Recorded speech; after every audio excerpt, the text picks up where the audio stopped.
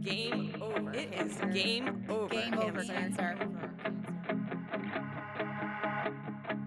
I'm Val Solomon, Director of Program Impact at Cannonball Kids Cancer Foundation. And I'm Dana Nichols, Executive Director of CKC. Game Over, Cancer, a podcast dedicated to exploring conversations about pediatric cancer research, solutions, and inspiring family stories. We're a nonprofit dedicated to creating innovative treatment options for kids fighting cancer and educating for change. By creating a space for these conversations, we empower the community to take action and provide tangible hope. Game over, cancer. Screw you, cancer. Today's episode is all about board service. We're speaking with one of our newer board members to understand the drive behind board leadership. And I think if I listened to this and I had never been on a board or thought about service, I would be less scared after. Oh, I would absolutely want to be on a board. Yeah, I would want to be on a board with our guest. Yes. So I would, 100% join a board with Clifton, which happens to be CKC, but join a board that works for you.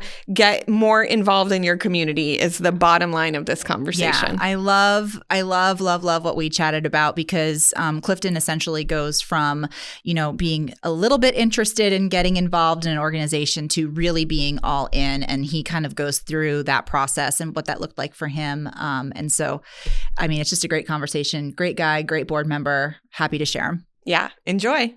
Well, today's guest is the Chief Operating Officer for the Flagler and St. John's Market of AdventHealth. It's a lengthy career he has with AdventHealth, 17 years in healthcare and at Advent. He's active in his community with leadership classes at the Ormond Beach Chamber of Commerce, the Daytona Beach Chamber of Commerce, and board training through the Orlando Economic Partnership, which we'll talk about because that's how we all got to meet.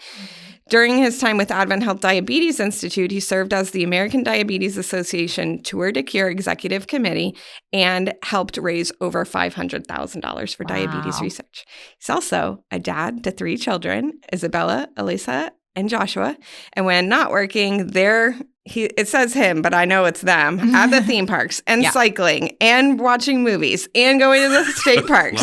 It's a lot of fun things. So we are really excited to talk about our board member, Clifton Scott, who's here with us today. Good Welcome. morning. Thank you for coming. Thank you. Welcome. Well, we thought let's just kick off with why would you say yes to being on the board? Why in the world? So you mentioned Orlando Economic Partnership. Mm-hmm. So I'm at work one day, I get an email, and it's from our internal community relations team.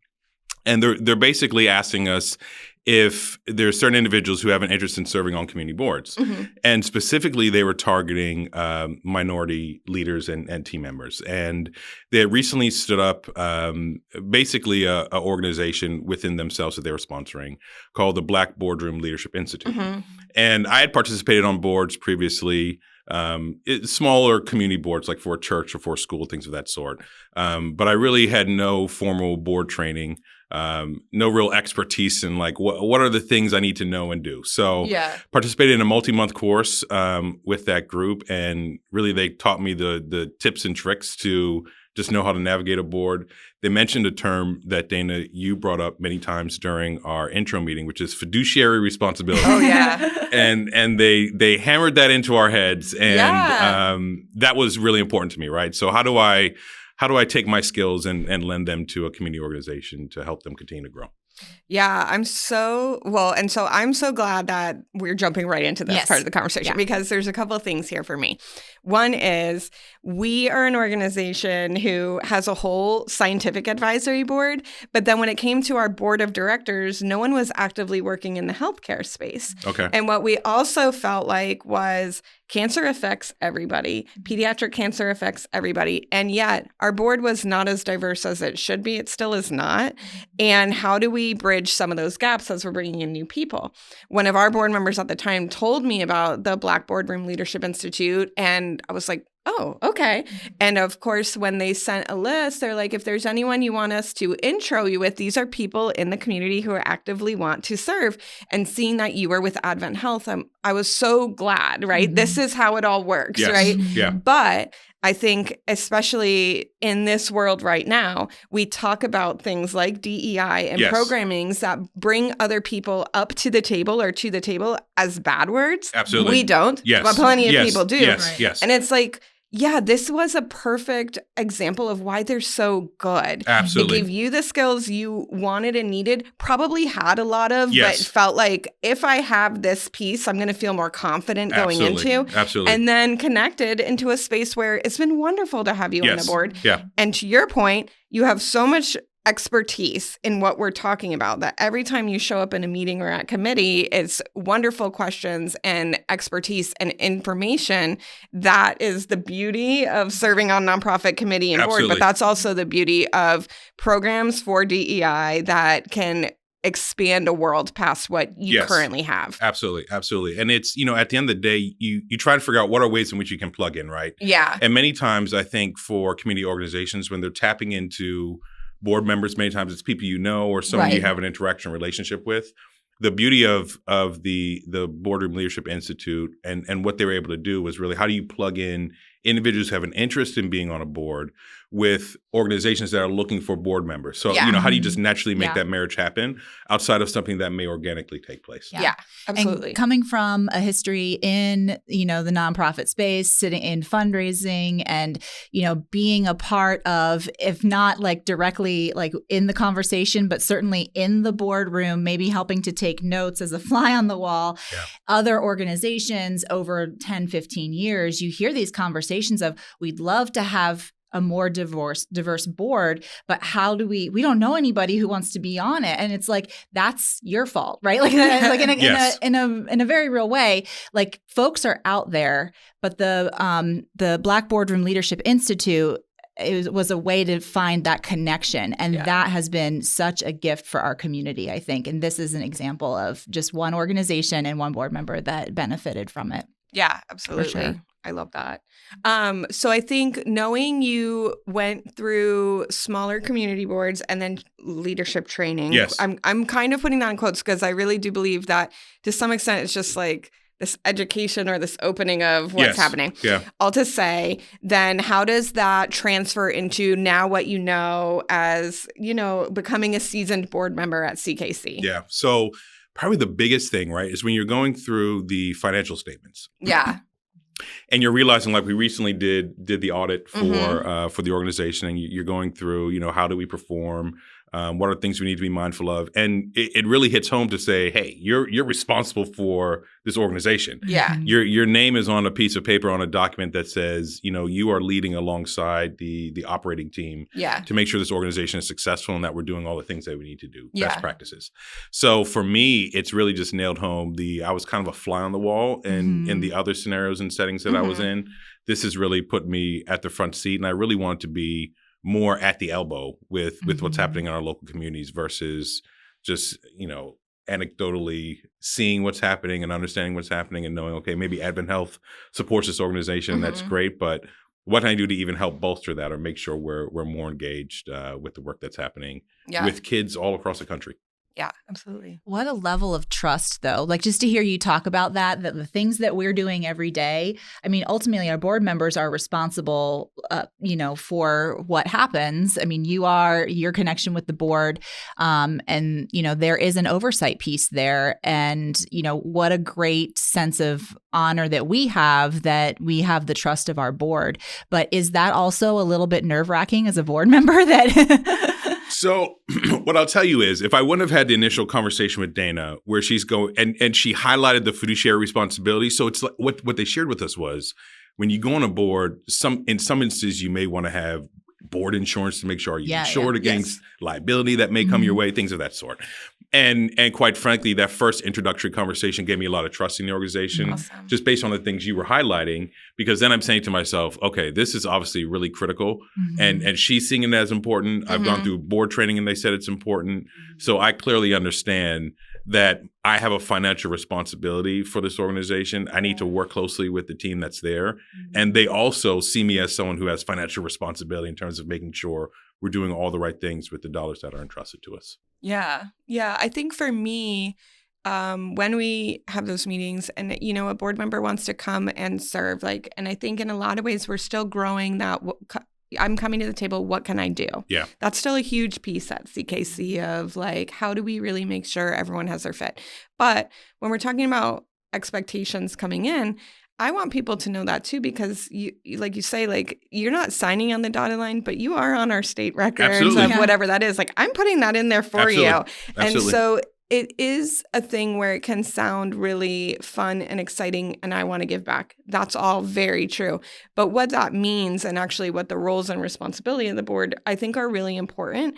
And taking it a step back of CKC specifically, when you have a family foundation that has started, you have a lot of very passionate people who come to the table who maybe don't necessarily know about it. So let's say you are passionate and you didn't go through leadership training, then how do you know? And I do think it's my responsibility when the audit comes around to go, okay, and here's why we do this thing. Yeah. This is legally why we do it. Here's why this is important to you. We are going to have the auditor come in and talk about this, because I think that education piece is really important.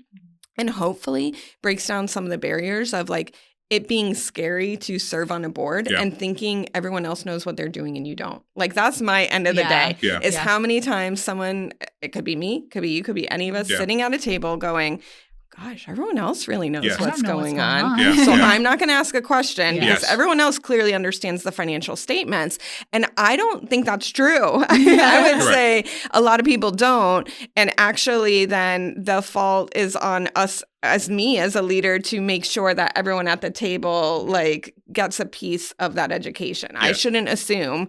And so we can keep having that conversation over and over again. And for me, that was the first time I'd ever been through a board audit. So I've heard about those activities, but I've never had a conversation with the auditor to go through like, what does this even entail and what are they looking at? And, what are the questions back and forth and things you need to be mindful of? So that was even a learning experience for myself, albeit, I had heard about this. I've been trained on it through the Black Boardroom Leadership Institute.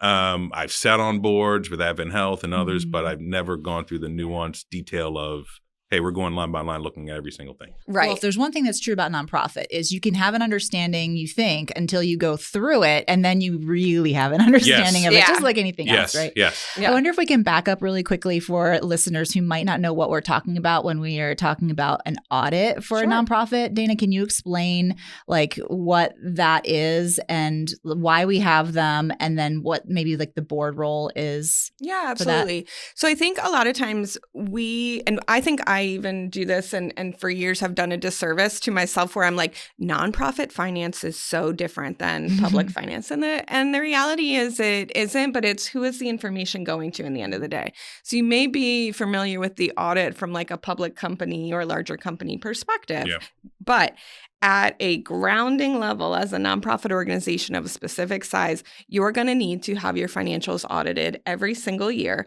That is turned in our state to the state of Florida. And that's what helps make sure that we are good stewards of the money that we're receiving and policy and procedure, and thus can keep our tax exempt status. And so it is something we need to do every single year. It's also for many people a great place publicly to find information about a nonprofit, because that is publicly available and is something that I can go look at and say, well, they've raised this much and they have this much and they spent it on this, or they gave this much out, and they have great policy or they have terrible policy, or they owned this building and they're underwater, whatever those stories are. It's hard because they're all there, but on like number sheets. And that can be very intimidating if you don't understand them. At the same time, what it's saying is this is an organization that is following standard accounting principles and being reviewed annually and can continue to do the work it's doing. Right. And so then board members like Clifton are the ones who are saying, yeah, we approve that, we acknowledge in our board minutes, the auditor will read the findings and then the board has to essentially accept the audit. And then, yes, we enter it into public record. So it's all about making a public record of the efforts of an organization, but like in dollars and cents only. It has nothing to do with really any of the storytelling that we do. But you see the impact in that. And so It's intimidating, I think, when you have a board member for the first time looking at that document and hearing the auditor go off about what's going on. And you're just like, okay, sounds like we're doing good. And it's like, if that's the first time you've seen the financial statements, it's like shame on you as a board member, right? So yeah. that's the ownership we have, I think, to make sure, you're participating in all those meetings and understanding, what's even happening within the organization. So that by the time you get to an audit, there shouldn't be any surprises. Right. And I can say there weren't any in ours. So I love it. Well, that's good news for you and me. Great job, ladies. Thank you. Also, a big shout out to Amanda, our accountant. Oh my gosh, she is excellent. She's so amazing. She is excellent. Absolutely. And thank you for explaining stuff to us, Amanda. Yes. I think that's the hugest piece. Like, I think when I think about what's important to me as a leader, it's not assuming that everyone knows everything and just opening up the floor enough on any of these kinds of conversations, financial or otherwise, that we can keep talking, because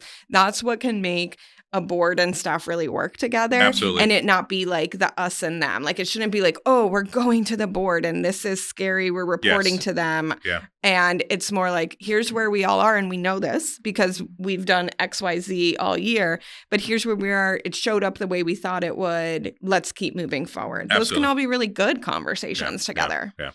Ideally, Agreed. they should be. They will be. Yeah. And it's a partnership. We're working together. So we should see ourselves as one team. Yeah. And on that note, it kind of brings us to another question that we had, which is, I think being a collaborative team is the goal for staff and board members.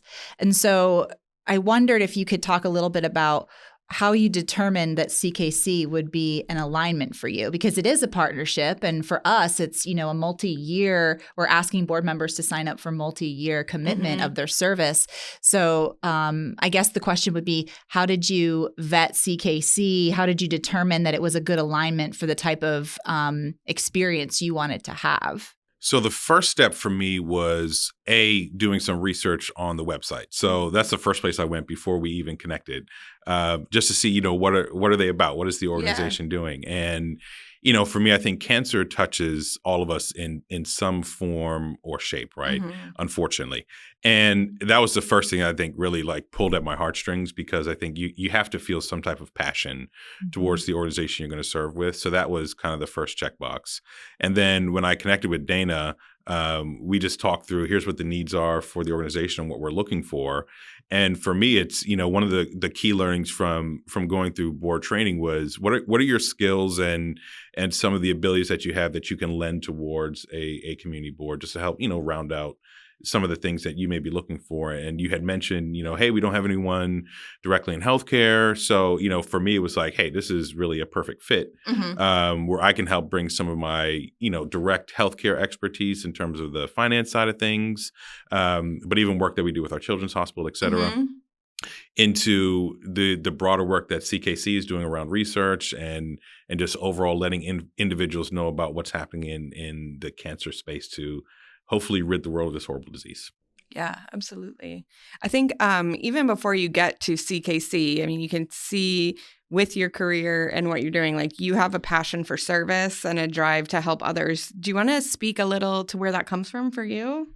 Wow. For me, I would say it comes from my grandparents. So I'm originally from Bermuda. That's where I was born and raised until transitioning to the U.S. But my grandparents were deep in philanthropy. So growing up as a kid, they would donate to our local school and small things, right? Not large donations, but giving of their time, as well as just financially supporting really schools and education was their main focus. So seeing that, I think, just instilled inside of me, hey, there's more that you can do as a person. It's not so much just going to work and taking care of your family, but also how are you helping your broader community? And for me, I think that just instilled a deep sense of knowing that I need to go above and beyond what I even think I should be doing to help others. That's It's so meaningful, I think, when service or any type of actions in philanthropy come from an example that was set by someone you love, and then you can kind of put your own angle on it. So you see that people are giving back, but you can also do it in a way that really does fulfill you individually too. It doesn't have to be the same. It doesn't have to look the same. It can be different. Absolutely. And in that way, it's really neat that you're honoring your grandparents in the service that you're doing. Yeah, that's where it all started for me. So I love it. My grandparents, all of them were my favorite people. And I feel that deeply of that, watching people that in your mind seem larger than life, because I have so many good memories of mine, and then seeing just their day-to-day actions forming who you are. Yeah, I love. Yeah. And I feel like at least when you're a kid and you're looking at adults doing those things, it's almost like it's just like, yeah, of course we do this. You know what I mean? Like, I have memories of that where it's very much, oh, this is just what you do. It's not like, and I feel like we spend a lot of time, I think, because we're trying to hone in on how do we get people to go from I want to do something to actually making the action. We spend a lot of time in there. Yeah. That if you step back and just think about other folks, it just looks like sometimes they just did it. Right. They just wanted to do it. Right. It's so interesting you say that, because I think back to, I know we started talking about the board leadership training that I did. And, for me, I get the email and I'm sitting there saying, okay, if I do this, I now actually have to follow through. Like, I can't just go through this training course and then go back to doing the work that I was doing before, right? Like, I'm going through this and now I actually have to activate myself to now participate and serve. Right. And for me, part of the biggest gap was just finding, like, how do I do that? Because you have conversations with individuals, but how do I find that organization to participate in? Do I go knock on doors? Yeah. You can do networking and find it out that way. But I think knowing, okay, here's an organization that's trusted. They're looking to partner with business professionals or other working professionals. There's nonprofits they're partnering with. Like, this is a really safe space for me to be vulnerable and just lean fully into saying, I have time that I want to give to another organization. How do I do that? Yeah. And it really helped me close the gap there.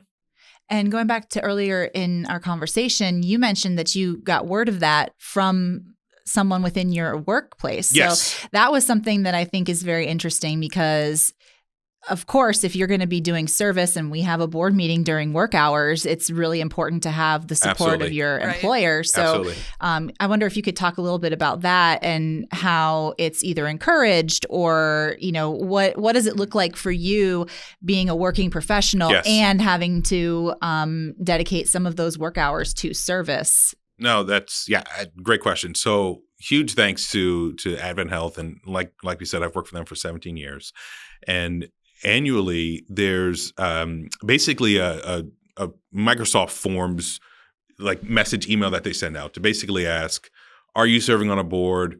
What's the board that you participate in? Just to make sure, they want to get a good pulse of who's serving on community boards, but also encouraging leaders, frontline team members, whomever it may be, that part of what our mission calls us to do is, to serve our patients in our community. And we do that through, the individuals who walk through the front doors of the hospital, but also through our community organizations that we can help to support. So once they found out I was participating on CKC, they were excited, because now it's like, hey, we have another connection point to this wonderful organization that we've partnered with, which helps us, I think, just deepen that connection and bond. So they definitely encourage us to participate in community boards, albeit if it does take time of your kind of working day, if you will. That's not something that's frowned upon. It's actually encouraged. So I think that's been a huge, huge benefit for me. That's cool. I'm also just so happy for your life that it has so much alignment. Yes. You found a place from a work perspective that really serves you too, of what your values are. And that's really, really awesome, right? Yeah. Now that you've been some time on the board with CKC, what's been great about it? What is interesting? What are you taking from it as far as our mission that you like? So the biggest thing for me, and the greatest aha, was I initially was thinking that this was just local to Central Florida. And then I began to hear about the research grants and the researchers that were helping to fund their work all across the country. And then obviously helping to fund clinical trials for children that, wouldn't have any other way to be able to access those types of things. So I think just the national scope of the work that the organization is doing is exciting and not even something I realized was happening out of Central Florida. Yeah. So I think that's really cool. And just, overall, like you see the work that happens, and we were joking about this before we started, but you don't have a big team of individuals, right? So you think there's like 30 people that are helping to support the work that's happening, but it's a really small group, which I think even more so activates me to say, okay, I need to be present where I can be and help supporting where I can. So that's my background. Well, that's awesome. We are able to do what we do because we piece together a very talented staff, but also we piece together a lot of great contractors and wonderful, wonderful volunteers and board members who do give generously, both, financially speaking, but also of their time, their expertise. Like this organization and, no nonprofit would work unless you have all those pieces together. Yeah, absolutely. So now that you've told us what's the best thing about being on the board, what's been challenging so far, if anything? So it's funny. We've talked about this, and I think we have something coming in September. We'll be in person. I like the in-person meetings, right? Right. And I know, and that's the challenge, right? With us having board members that are across the country, you can't always do in person, right? So that's not practical. But I am looking forward to that experience. I think the challenge is, obviously, you have to be even more engaged when you're doing something virtually because like there's the other distractions that could come in life when you're not sitting in a room and hyper focused. So I'd say that's probably for me like the biggest challenge of making sure, hey, I got to pre-read stuff and no one's giving you a handout when you come to the meeting. So you got to do all that work prior to. But I've loved it. Like it's really been a great experience. And I've been telling my personal friends, and not so much about CKC, like serve on this board, which some I've talked to about that, but more so like you guys got to get involved in some community organization because there's just so much more we can do. And it's not a huge pull on my time from the perspective of, like you said, it just kind of naturally fits into the ebb and flow of, what I'm doing anyways.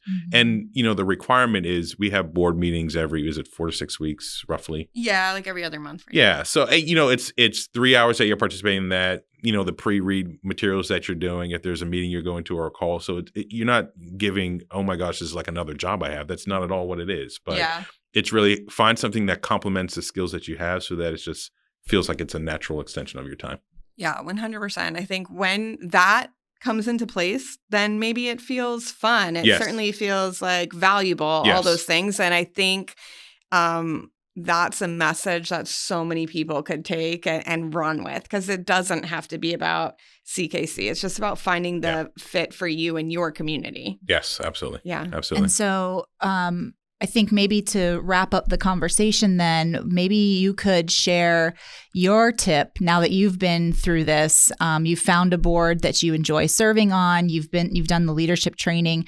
What would be some advice you would give someone who is looking or thinking about this might be some type of service that I would like to do? What would you say to those folks? First thing is do your research. So you need to really understand the organization or organizations you're thinking of serving on, because again, you have a true financial responsibility and accountability to that organization. So you want to make sure you're making the right decision, and ask a lot of questions. So make sure you're not going into it blindly, but make sure you know about the organization. What are their passions? What's their strategic plan? How are they thinking they may use someone that has your skills and talents?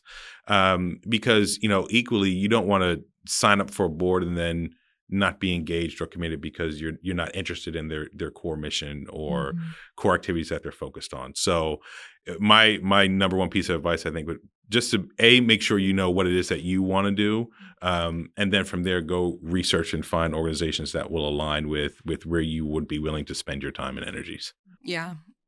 Vet us. Yes. Vet anyone. Yes. I think just in general, I've been so glad to speak with you. And the word that keeps popping in my head is just how intentional you are about what you do and how fruitful that seems to be. And certainly for us with you as a board member, but in life. And I think that's really, really awesome. And when we show up, there's so many good things we can do together. So I love that. Absolutely. Well, thanks for trusting in me too. I was a freshman out of the boardroom leadership class. So there's trust in both areas there. So thank you. Someone fresh out of leadership courses, ideal, actually. Fresh out of leadership courses happens to also run a whole community of hospitals and has 17 years of experience. It was a really hard choice. As a freshman. We're good. But I think just in general, as we wrap up, I mean, the reason we invest in innovative research is so treatments get easier for kids and their family here in our community and your hospital system and across the country and across the world. So if we have listeners out there who want to invest in research, they can take a look at our website, cannonballkidscancer.org. That's right. And we want to thank you for listening to the podcast today. But the conversation does not have to stop. So are you on a board? What do you love about being on a board? You can leave a comment and we'll definitely engage. Maybe we'll have some more conversations based on what you think. Leadership conversations are the best.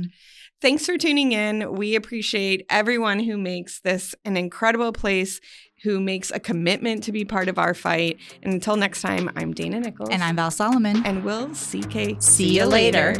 Join us as we transform fear into courage and turn adversity into opportunities for change.